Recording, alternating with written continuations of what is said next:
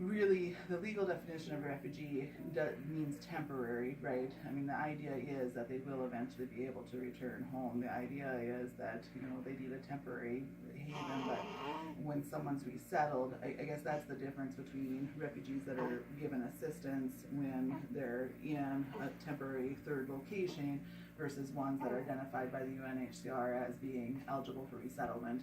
And that's the difference. Is the ones that are eligible for resettlement probably will never be able to go back home. They're, the conditions there for the foreseeable future don't allow them to return back to their home country, whereas someone who is going to be temporarily residing in, Egypt or Lebanon or a third country where they may be able to at least be out of harm's way, but still wanting to go home at some time if that turmoil and the situation in their home country changes. So that's kind of, we think probably of refugees as being a permanent condition that they'll never be able to go home. But the idea is that if they could go home eventually, then that would be an option.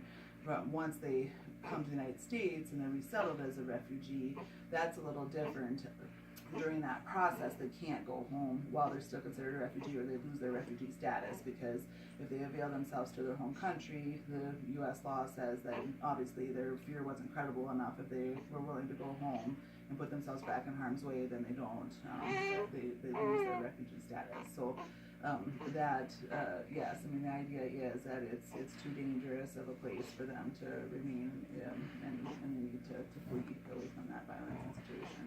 So you mean so by the word of bail, you so refugees once they're here they can't apply to go back to where they're from because they're not being the threat was incredible and they don't need to be refugees, right?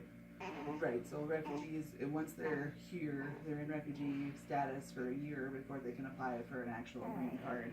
And once they apply, while they're in that status as a refugee, if they go home to their home country, they lose that refugee status. So a lot of times families will meet in a third country, so that they can see their family that still may not have went through the process and hasn't been able to come to the United States yet. They'll meet in a third party country, but they can't go home or they would lose their refugee status. Okay. So one thing is it going good? Okay. So one thing that we'll keep coming back to, and for the record, if you feel like you're repeating yourself, that's totally fine.